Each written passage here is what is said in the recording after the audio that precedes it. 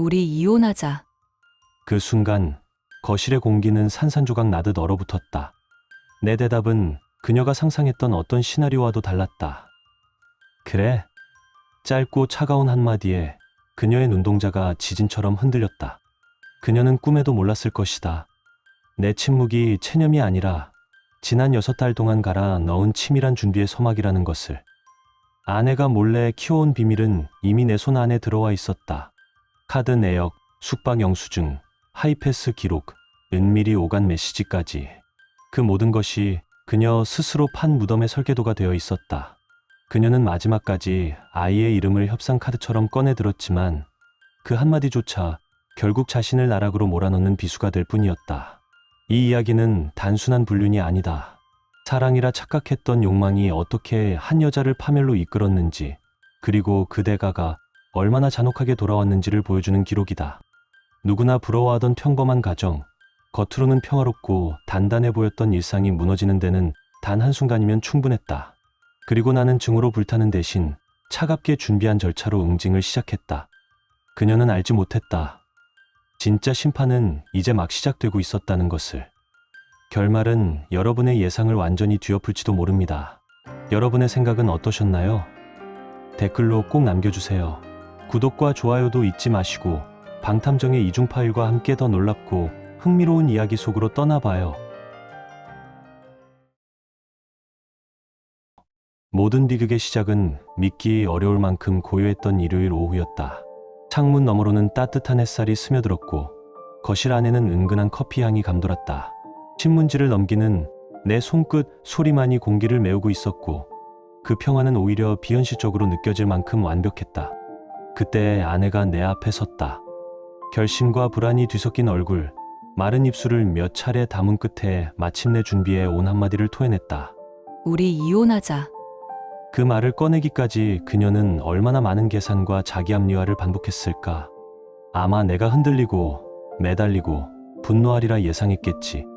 그러나 내 대답은 그녀의 모든 시나리오를 비웃듯 짧고 건조했다. 그래. 순간 아내는 숨을 삼키며 눈을 크게 떴다. 그게 다야? 눈동자가 지진처럼 흔들렸고 방금 전까지만 해도 자신감으로 굳어있던 표정은 얼어붙었다. 머릿속에서 세운 계산이 무너져 내리는 게 분명했다.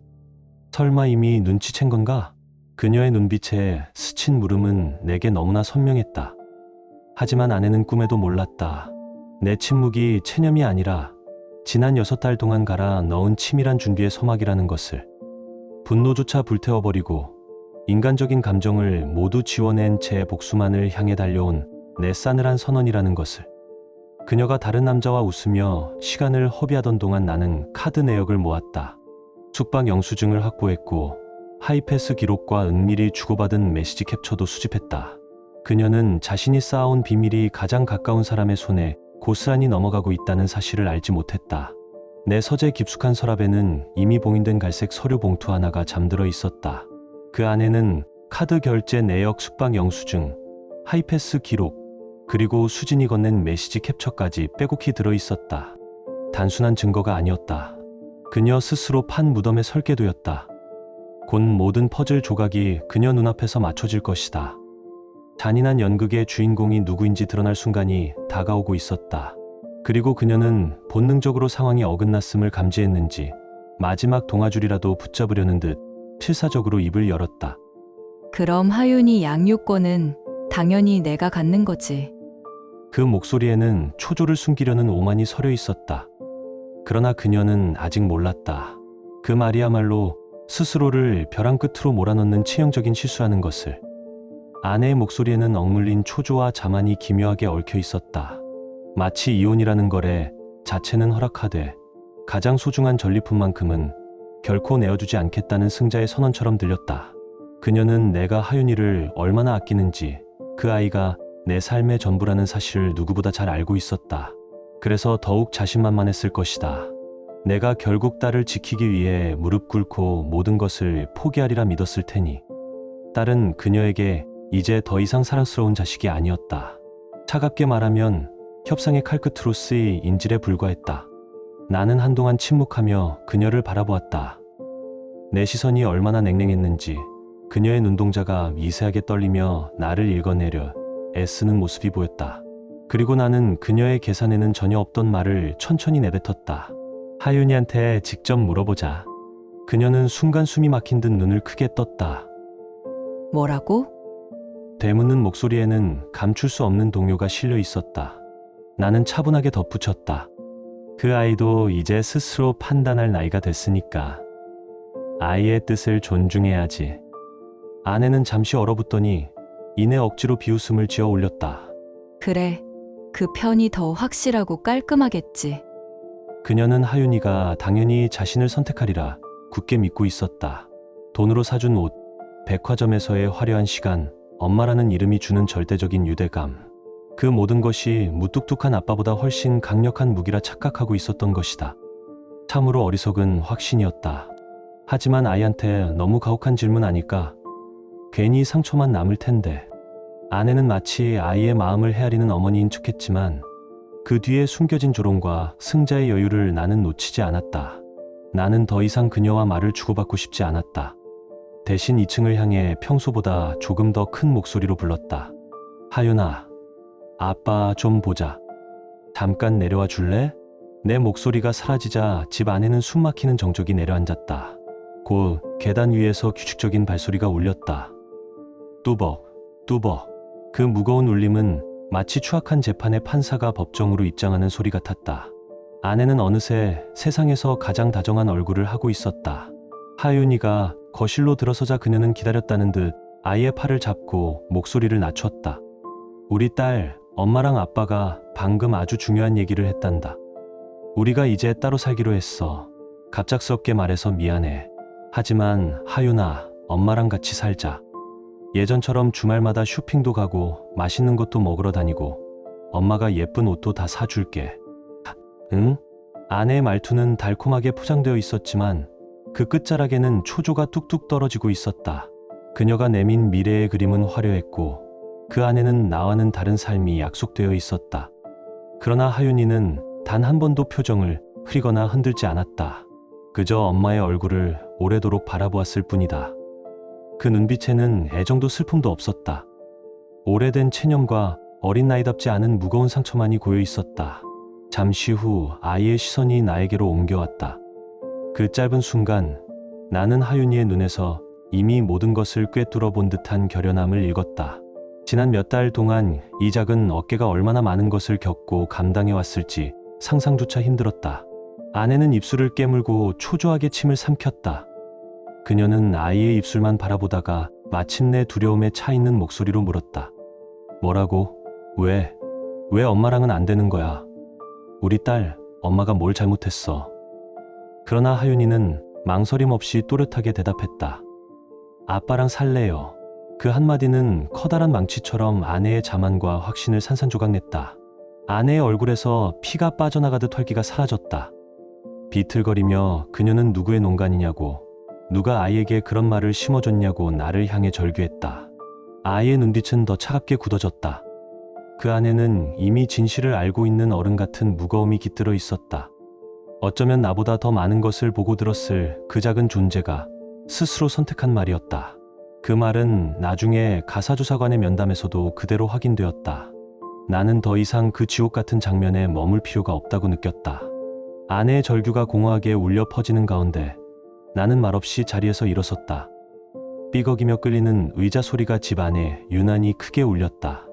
내 움직임 하나하나가 마치 오래된 영화의 한 장면처럼 천천히 흘러갔다. 현관 옆에 두었던 출장용 서류 가방을 집어들고 거실로 돌아왔다. 묵직한 가방이 테이블 위에 내려앉는 순간 쾅 하고 울리는 소리가 방 안의 공기를 짓눌렀다. 아내는 얼굴이 새하얗게 질린 채 그 가방만 노려보고 있었다. 마치 그 안에서 판도라의 상자가 열리기라도 할 것처럼 부정과 두려움이 뒤섞인 눈빛이었다. 나는 화내지 않았다. 분노는 오래전에 사라졌다. 남은 건 차갑게 굳어버린 결심뿐이었다. 내가 해야 할 일은 감정을 지워내고 준비해둔 절차를 집행하는 것, 그것뿐이었다. 잠금 장치가 풀리는 소리가 정적을 가르며 울렸다. 가방 속에서 두툼한 갈색 봉투 하나를 꺼내 테이블 위에 엎어두자 사진과 내역서가 흩어지듯 쏟아져 나왔다. 카드 결제 내역, 숙박 영수증, 하이패스 기록, 그리고 메신저 대화 캡처까지. 그것들은 살아있던 관계의 추억이 아니라 이미 죽어버린 관계의 사망진단서나 다름없었다. 아내는 숨을 삼키며 억눌린 비명을 내뱉었다. 그 순간 잔인한 연극의 막은 끝났고 진짜 심판이 시작되었다. 이게 뭐야, 이게 뭐야? 아내의 목소리는 떨려서 거의 들리지 않았다. 나는 대답 대신 사진 한 장을 집어들었다. 호텔 지하 주차장에서 주위를 살피며 서둘러 서로에게 몸을 기댄 채 속삭이는 두 사람. 흐릿했지만 누구인지 한눈에 알아볼 수 있는 모습이었다. 아내는 무의식적으로 한 발 물러섰다. 아니야, 이건 조작된 거야. 그러나 그 말은 그녀조차 믿지 못하는 공허한 변명일 뿐이었다. 나는 그 허망한 부정을 무시한 채 다음 사진들을 하나씩 천천히 테이블 위에 전시했다. 주말 오후 나와 하윤이가 집에 머물던 바로 그 시간에 그녀는 청담의 한 프라이빗 바에서 남자와 마주 앉아 환하게 웃고 있었다. 같은 날 같은 시간대에 찍힌 카드 결제 내역과 숙박 예약 영수증이 그 웃음 뒤에 거짓말을 정직하게 드러내고 있었다. 다른 사진 속 그녀는 내가 사준 코트를 걸친 채 그 남자의 차를 운전하고 있었다. 그 사진 옆에는 하이패스 통행 기록과 주차 영수증이 나란히 놓여 있었다. 그 모든 조각은 하나의 그림으로 이어지고 있었다. 그리고 그 그림은 너무도 명백했다. 변명조차 허락하지 않는 대신에 전모였다. 장소는 달랐지만 본질은 단 하나였다. 명백한 배신. 지난 몇 달 동안 내가 모은 기록들은 꼼꼼히 이어 붙여진 타임라인으로 내 앞에 놓여 있었다. 내 목소리에는 어떠한 떨림도 없었다. 나는 잠시 숨을 고른 뒤 테이블 위에 작은 서류 봉투 하나를 더 올려놓았다. 그 안에는 수진이 건넨 메시지 캡처와 일정 메모가 담겨 있었다. 날짜, 시간, 장소, 그리고 서로가 주고받은 은밀한 말들까지. 그것들은 변명조차 불가능하게 만드는 또 다른 칼날이었다. 아내의 얼굴은 순식간에 하얗게 질려갔다. 입술이 파르르 떨리며 금방이라도 울음을 터뜨릴 듯했지만 끝내 소리는 나오지 않았다. 나는 더 이상 TV를 켜거나 녹음을 틀 필요가 없었다. 사진과 문서, 카드 내용만으로도 이미 모든 진실은 선명했기 때문이다. 나는 리모컨을 쥐는 대신 조용히 입을 열었다. 내가 왜 이렇게까지 했을 것 같아? 그 질문에 아내는 아무 대답도 하지 못했다. 나는 차갑게 테이블 위 자료들을 가리켰다. 이건 감정의 문제가 아니다. 이제부터는 법의 영역이다. 이미 변호사와 상의했고 민법 제840조에 따라 부정행위를 입증할 증거를 준비해 두었다. 나는 조항을 길게 읊지 않았다. 대신 하나씩 명확히 짚었다. 부정행위의 기간, 횟수, 장소, 상대방과의 관계. 이 네 가지 요소가 위자료 산정에 직접적으로 반영된다. 자료가 많을수록, 그리고 뚜렷할수록 내가 법적으로 우위를 점한다. 내 목소리는 고요했으나 그 속에는 지난 6개월간 다져온 결의가 차갑게 담겨 있었다. 나는 더 이상 감정을 논하지 않았다. 내게 남은 것은 증거와 절차, 그리고 정의였다. 아내는 두 손으로 얼굴을 감싸 쥔 채 소파에 주저앉았다. 그 숨죽인 울음 같은 소리는 집 안의 공기를 더욱 좁고 싸늘하게 만들었다. 나는 테이블 위 증거들을 다시 한번 훑어보고는 의자에 등을 기댔다. 진짜 심판은 이제 시작일 뿐이었다. 그 자료 속에는 내가 인간적인 감정을 버리고 눌러온 분노와 실망, 그리고 경멸이 고스란히 담겨 있었다. 방 안쪽에 서 있던 하윤이는 한마디 말도 하지 않았지만 그 눈동자 속에는 이미 엄마에 대한 존경심이 먼지처럼 흩어져 사라져 있었다.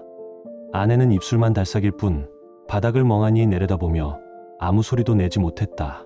그리고 방 안은 다시 무거운 정적에 잠겼다. 나는 숨막히는 침묵을 깨뜨리며 다음 막을 여는 질문을 던졌다. 그래서 유진한테는 언제 갈 거야? 내 입에서 그 이름이 튀어나오자 아내의 눈이 크게 흔들렸다. 놀라움과 두려움, 그리고 당황이 한꺼번에 몰려와 그녀의 얼굴을 덮쳤다. 뭐라고? 간신히 입술 사이로 흘러나온 말은 공기를 겨우 가를 뿐이었다. 나는 입꼬리를 비틀며 마치 친절한 설명을 해주듯 조용히 이어갔다. 유진. 본명은 김유진. 32. 내가 다니던 피트니스 센터에서 강사로 일하던 사람이지.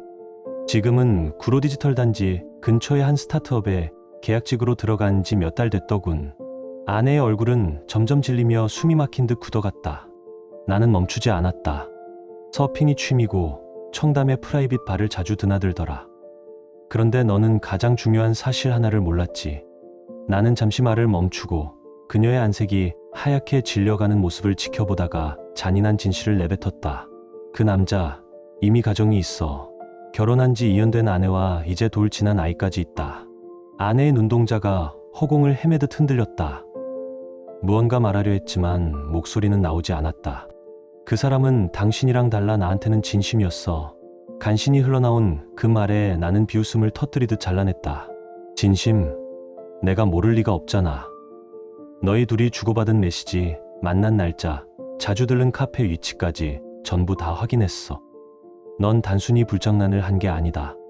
한 가정을 무너뜨리려 한 공범일 뿐이지. 그녀는 완전히 굳어버렸다.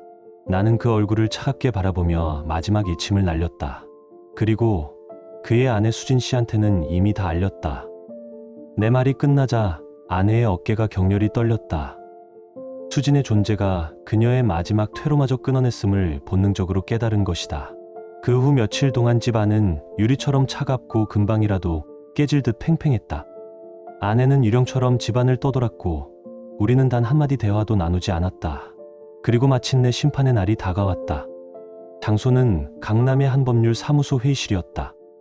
나는 약속 시간보다 일찍 도착해 차가운 가죽 의자에 앉아 있었다. 잠시 후 문이 열리고 변호사와 함께 아내가 들어섰다. 며칠 사이 눈에 띄게 초췌해진 얼굴이었지만 그 눈빛만은 여전히 복잡했다. 두려움과 불안, 그리고 꺼지지 않은 마지막 기대가 뒤섞여 있었다. 그러나 그녀의 시선은 곧 나를 지나쳐 회의실 반대편을 향했다. 잠시 후 김유진과 그의 아내 수진이 들어섰다. 그 순간 방 안의 공기는 단단히 얼어붙은 듯 팽팽해졌다. 유진은 고개를 깊이 숙인 채 바닥만 응시하고 있었다.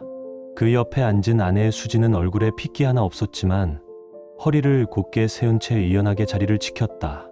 남편의 배신 앞에 무너졌음에도 불구하고 내 아내처럼 추하게 발버둥치지 않았다. 그 단호한 자세에서 나는 이상한 동질감을 느꼈다. 반면 내 아내는 유진이 들어서자 잠시나마 얼굴에 화색이 도는 것을 감추지 못했다. 마치 어둠 속에서 구원자를 만난 듯한 눈빛이었다. 그녀는 오늘 이 자리를 기다렸을 것이다. 지긋지긋한 이혼 절차만 끝나면 모든 짐을 내려놓고 유진과 함께 새로운 삶을 시작할 수 있으리라 굳게 믿었겠지.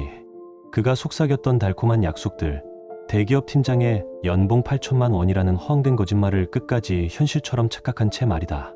그러나 그녀는 지금 이 순간이 파멸의 종착역이며 동시에 새로운 지옥의 입구라는 사실을 전혀 깨닫지 못하고 있었다. 회의가 시작되었다. 복잡한 법률 용어들이 오갔지만 본질은 단순했다. 내 변호사가 준비해 온 자료들을 차례차례 테이블 위에 펼쳐놓았다. 사진, 카드 내역, 하이패스 기록, 메신저 캡처. 반박할 여지조차 없는 명백한 증거들이었다. 아내는 끝내 고개를 들지 못했다. 잠시 후 수진 측 변호사도 입을 열었다. 저희 의뢰인 또한 별도로 자료를 수집했습니다. 그 말과 함께 유진의 외도 증거들이 테이블 위에 놓였다. 수진은 떨리는 목소리로 그러나 분명하게 말했다. 우리 아이, 이제 겨우 돌이 지났어요. 어떻게 이런 짓을 할 수 있죠? 유진은 고개조차 들지 못한 채 기계처럼 죄송합니다라는 말만 되풀이했다. 그 모습은 불과 며칠 전 우리 집 거실에서 모든 것이 드러났을 때 내 아내가 보였던 비참한 얼굴과 기묘하게 겹쳐졌다. 잠시 휴정이 선언되었다. 아내는 조용히 회의실을 빠져나가 복도 벽에 몸을 기대고 한숨을 내쉬었다. 나는 그녀의 뒷모습을 바라보며 무슨 생각을 하고 있는지 뻔히 알 수 있었다. 이제 이 결혼은 끝났어. 조금의 돈만 있으면 유진과 다시 시작할 수 있어. 그는 결국 날 선택할 거야. 그녀는 유진이 쏟아부었던 선물과 달콤한 말들을 근거로 경제적 불안은 없을 거라 착각하고 있었다. 이혼만 하면 곧 그의 정식 아내가 될 수 있다는 망상에 젖어 있었던 것이다. 그러나 회의가 다시 열렸을 때 그녀의 환상은 산산조각 났다. 유진의 변호사가 서류를 꺼내며 사무적인 어조로 말했다. 의뢰인 김유진 씨의 수익 관련 정보를 공유드리겠습니다. 그 순간 유진은 어깨를 움츠린 채 더 깊이 고개를 떨구었다. 아내는 경직된 눈빛으로 그를 바라보았다. 유진의 변호사가 건조한 어조로 덧붙였다. 현재 구로디지털 단지 소재 스타트업에서 계약직 사원으로 근무 중이며 작년 기준 연수입은 약 3,600만 원입니다. 회의실 공기가 단숨에 얼어붙었다. 나는 이미 충분히 예상했던 사실이었지만 아내의 얼굴은 서서히 굳어가고 있었다. 내가 내민 수많은 증거보다도 지금 이 순간이 그녀에게는 가장 치명적인 일격이었다. 대기업 팀장, 연봉 8천만 원. 그가 속삭였던 모든 약속이 단숨에 허구로 드러난 것이다. 자, 잠깐만요. 아내의 입에서 터져나온 말은 현실을 부정하려는 마지막 몸부림에 불과했다. 변호사가 다시 확인하듯 덧붙였다. 특별한 직책도 없는 계약직 사원입니다. 아내는 불신과 충격이 뒤엉킨 눈빛으로 유진을 바라봤다. 그러나 그는 고개를 숙인 채 조용히 끄덕였을 뿐이었다. 단 한마디의 해명도, 변명도 내놓지 않았다. 그 비겁한 침묵 하나로 모든 진실이 적나라하게 드러났다. 아내의 얼굴에서 서서히 모든 빛이 사라졌다. 그토록 믿었던 미래, 매달리던 사랑, 꿈꾸던 새로운 시작.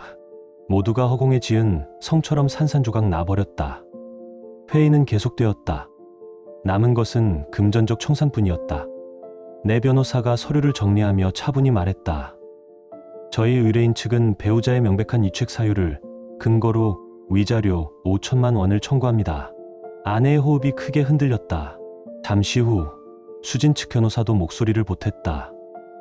저희는 상간자를 상대로 위자료 3천만 원을 청구합니다. 아내의 얼굴이 창백하게 질려갔다. 총액 8천만 원. 그녀가 감당할 수 없는 무게였다. 마지막으로 수진이 직접 입을 열었다. 떨림이 묻어났지만 목소리는 단호했다. 그리고 남편에게는 위자료 9천만 원을 청구할 겁니다. 유진의 얼굴이 순식간에 창백해졌다. 그제야 아내는 모든 상황을 파악한 듯 고개를 돌려 나를 바라봤다. 눈빛은 절박했고 목소리는 애원으로 젖어 있었다. 여보, 제발 다시 생각해줘. 미안해. 내가 정말 잘못했어.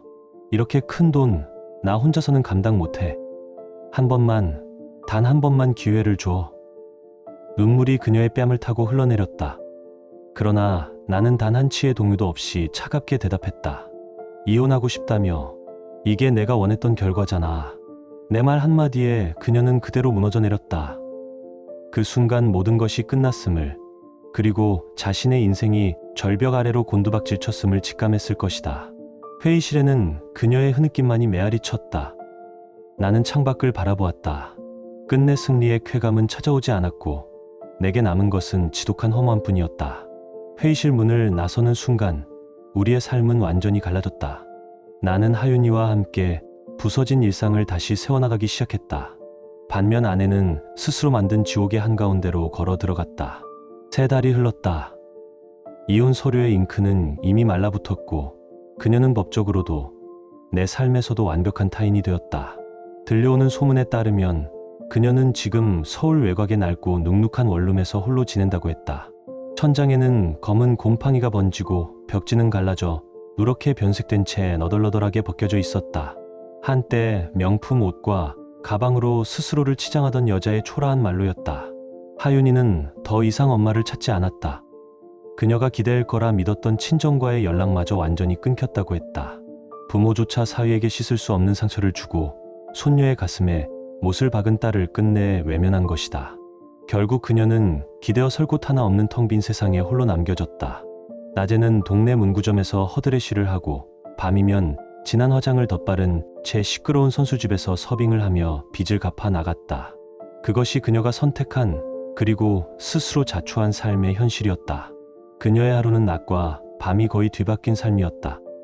오전 9시부터 오후 늦게까지, 그리고 다시 밤 8시부터 새벽 2시까지. 잠은 하루 4시간 남짓뿐이었다. 그렇게 죽을 힘을 다해 돈을 벌어도 손에 쥘 수 있는 건 한 달 고작 200만 원. 그중 50만 원은 원룸 월세로, 또 50만 원은 최소한의 생활비로 나갔다. 결국 손에 남는 100만 원 전부는 위자료 8천만 원을 갚는 데 쓰였다. 그 속도라면 빚을 다 갚는데 계산상 최소 7회는 걸릴 터였다. 그녀의 하루는 피로와 불안, 끝없는 절망으로 채워졌다. 거울 속 얼굴을 들여다보면 눈 밑에는 짙은 다크서클이 내려앉아 있고 한때 탱탱하던 피부는 푸석해졌으며 볼은 깊게 꺼져 있었다. 거울에 비친 모습은 실제 나이보다 10살은 더 들어 보였다. 그녀는 그것이 누구의 탓도 아님을 알고 있었다. 모든 것은 온전히 자신의 선택이 빚어낸 결과였다. 그때부터 과거의 망령이 다시 손을 뻗어왔다. 모든 것을 잃게 만든 남자 유진이 연락을 하기 시작한 것이다. 이제 우리 둘 다 자유야. 결혼하자. 그 문자는 예전처럼 설레지 않았다. 대기업 팀장과 연봉 8천만 원이라는 달콤한 환상은 이미 산산조각 났다. 그녀는 짧게 답했다. 연락하지 마세요. 그 뒤로도 그의 연락은 지류했다. 심지어 그녀의 행방을 알아내 주변을 맴돈다는 소문도 돌았다. 사랑은 이미 사라지고 남은 것은 또 다른 공포의 시작뿐이었다. 어느 저녁 퇴근길, 그녀는 평생 잊지 못할 장면을 목격했다. 버스 정류장 건너편 편의점 불빛 아래에선 아직은 세 사람의 뒷모습을 본 것이다. 나와 수진, 그리고 둘 사이에서 활짝 웃고 있던 하윤이. 반년 만에 본 하윤이는 훨씬 밝고 건강해 보였다. 세 사람은 오래된 가족처럼 서로를 챙기며 자연스럽게 걷고 있었다. 그녀는 그 자리에서 얼어붙었다. 북적이는 거리 한복판에서 오직 그녀만 시간이 멈춘 듯했다. 정말 내가 없어야 모두가 행복한 걸까? 그 질문은 그녀의 가슴을 깊숙이 후렵했다. 그날 밤 그녀는 울음을 참지 못했고 결국 야간 근무에 나가지 못했다. 한 달쯤 뒤 친구 지수에게서 다급한 전화가 걸려왔다. 야, 너 들었어? 큰일 났어. 지수는 흥분을 감추지 못한 목소리로 말을 이어갔다. 며칠 전 마트에서 우연히 유진과 수진을 본 사람이 있었는데 그 사람이 순간 이성을 잃고 소란을 피우다가 경찰이 출동해 현장이 정리되었대. 내가 내 인생 망쳐놨고 이제는 내 전처까지 넘보는 거냐? 라는 말이 현장에서 튀어나왔고 결국 신고가 들어갔다고 했다. 그 소식은 금세 동네와 온라인을 타고 퍼져나갔다. 사건의 경위는 복잡했지만 사람들은 이미 자기 방식대로 결말을 재단하며 수군거렸다. 그녀는 더 이상 숨을 곳이 없다고 느꼈다. 세상은 차갑게 돌아섰고 그녀는 스스로 만든 폐허 속에 홀로 남겨졌다. 그는 분노에 휩싸여 내 멱살을 잡으려 했다. 하지만 나는 흔들리지 않았다. 침착하게 그의 손을 뿌리쳤고 순간 균형을 잃은 그는 그대로 바닥에 나동그라졌다. 그 후에도 그의 광기는 멈추지 않았다. 내 집 주변을 서성이며 불쑥 나타나더니 심지어 수진의 직장까지 찾아가 소란을 피웠다. 그 집착은 결국 범죄로 번졌고 며칠 전 그는 스토킹 현행범으로 경찰에 체포되었다는 소식을 들었다. 그 얘기를 전해 들은 아내는 아무 말도 하지 못했다. 한참을 침묵하던 끝에 떨리는 목소리로 겨우 묻더라. 지수야, 정우 씨랑 수진 씨 지금은 어떤 사이야? 수화기 너머로 길고 깊은 한숨이 흘렀다. 사실은 내가 상처받을까봐 지금까지 말 안 했는데 두 사람 결혼을 전제로 진지하게 만나고 있대. 그 한마디는 그녀의 가슴을 정면으로 꿰뚫었다. 지수는 잠시 머뭇거리다 조심스레 덧붙였다. 이혼 후에 정우 씨가 수진 씨 많이 위로해줬나 봐. 서로 아픔을 나누다가 좋은 감정이 싹 텄다고 하더라. 하윤이도 수진 씨를 엄청 잘 따른대. 주말마다 셋이서 정말 가족처럼 지낸다고. 그 순간 그녀는 완전히 무너져 내렸다. 그랬구나, 알려줘서 고마워, 지수야. 간신히 그렇게 말하고 전화를 끊자 억눌렀던 감정이 폭발했다. 숨죽여 울고 싶었지만 목에서 터져나온 건 비명에 가까운 울부짖음이었다. 내가 왜 그렇게 어리석은 짓을 했을까? 제발 돌이킬 수만 있다면. 그녀는 차갑고 낡은 원룸 바닥에 무릎을 꿇고 양손으로 머리를 감싼 채 절규했다.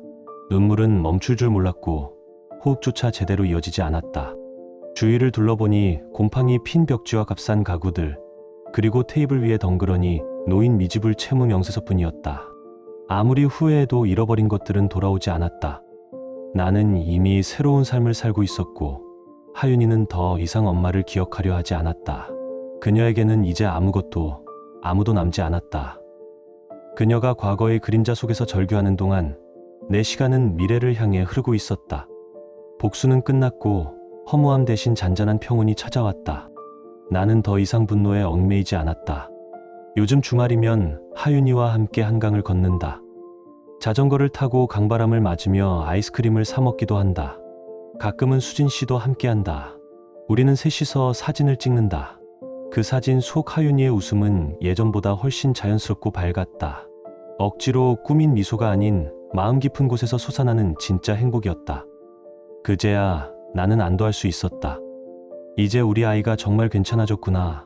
나는 매일 아침 정해진 시간에 회사로 출근한다. 퇴근 후에는 하윤이와 함께 저녁을 먹고 가끔은 수진 씨도 자리를 함께한다. 누군가에겐 지극히 평범하고 지루한 하루일지 모른다. 그러나 한때 모든 것을 잃을 뻔했던 내게는 이 일상이 기적처럼 소중하고 감사하다. 돌아보면 나는 처음부터 이혼을 원했던 사람이 아니었다. 그저 다시 믿고 싶었을 뿐이다. 그녀가 단 한 번의 실수였다고 진심으로 용서를 구하기만 했다면 나는 모든 것을 덮을 준비가 되어 있었다. 다시 예전처럼 평범한 가족으로 돌아갈 수 있기를 바랐다. 하지만 그녀는 이미 너무 멀리 가 있었다. 완전히 떠나 있었다. 나는 끝내 기다리지 않았다. 내 손으로 직접 이 관계의 끝을 맺을 수밖에 없었다. 그날 모든 진실이 드러났을 때 하윤이는 내 손을 꼭 잡고 말했다. 아빠랑 살래. 그 한마디에 마음이 무너졌고 동시에 굳게 다짐했다.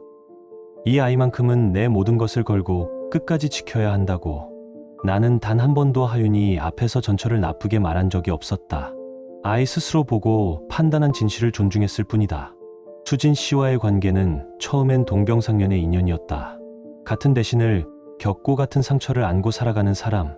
그녀는 아무 말 없이 아이를 챙겼고 내게 따뜻한 음식을 건네주었다. 가끔은 무표정한 얼굴로 고생했어요라는 짧은 말을 남겼다. 그런 조용한 배려가 무너졌던 나를 다시 사람답게 만들어 주었다. 그녀 역시 많은 것을 잃었기에 굳이 설명하지 않아도 내 마음을 이해해 주었다. 어느 날 그녀가 내게 말했다. 우리 그냥 이렇게만 살아도 참 좋겠어요. 나는 조용히 고개를 끄덕였다. 우리는 뜨거운 사랑이나 열정보다는 조용한 평온과 신뢰가 더 소중하다는 것을 이미 알고 있었다. 밤이 되면 나는 불을 모두 끄고 거실에 앉아 창밖을 바라본다. 그럴 때면 기억들이 하나둘 스쳐 지나간다. 처음 아내가 나를 향해 환하게 웃어 주던 날, 딸의 작은 손을 처음 잡았던 날, 그리고 모든 것이 무너져 내렸던 그날. 이제는 그 기억들이 더 이상 아프지 않다. 그저 지나간 시간일 뿐이다. 그 기억들은 값비싼 교훈이 되었다. 다시는 소중한 것을 놓치지 않겠다고 다짐하게 만드는 교훈이었다. 그녀는 스스로 무너졌고 나는 스스로 일어섰다. 우리의 길은 그 순간 갈라졌다. 만약 누군가에게 내 이야기를 들려줘야 한다면 나는 주저없이 이렇게 말할 것이다. 도피는 잠시의 피난처일 뿐 결국 사막 한가운데서 사라져버리는 신기루와 같다. 겉으로는 달콤하고 눈부셔 보였을지 모르지만 그 끝은 언제나 잔혹했고 되돌릴 수 없는 상처만 남겼다. 나는 그 과정을 끝까지 지켜봤고 그녀는 직접 온몸으로 겪어냈다. 그러니 제발 잊지 말아달라. 진정한 행복은 누군가를 버리고 다른 곳에서 빼앗아 오는 것이 아니다. 곁에 있는 사람을 지키고 함께 인내하며 끝내 손을 놓지 않고 서로의 삶을 맞잡을 때 비로소 만들어지는 것이다. 오늘도 나는 하윤이의 작은 손을 잡고 천천히 앞으로 걸어간다. 조용히 그러나 단단하게. 그리고 그 발걸음 속에서 나는 확신한다. 이제야 비로소 나의 진짜 인생이 시작되었다는 것을. 지금 당신의 마음은 어떤가요? 이야기를 읽으며 떠오른 감정이나 생각이 있다면 댓글로 나눠주세요. 당신의 진심 어린 한마디가 누군가에겐 큰 위로가 될 수 있습니다. 이 짧은 이야기 속에 작은 온기나 잊고 지낸 감정 하나라도 담겨 있었다면 그것만으로 이 이야기는 충분히 의미 있는 시간이었을 거예요. 좋아요와 구독 그리고 공유는 이런 따뜻한 이야기가 더 많은 사람의 하루에 조용히 스며들 수 있는 힘이 됩니다. 함께 해주셔서 고맙습니다. 당신의 하루에도 조용한 평안과 따뜻한 사람이 함께하길 진심으로 바랍니다.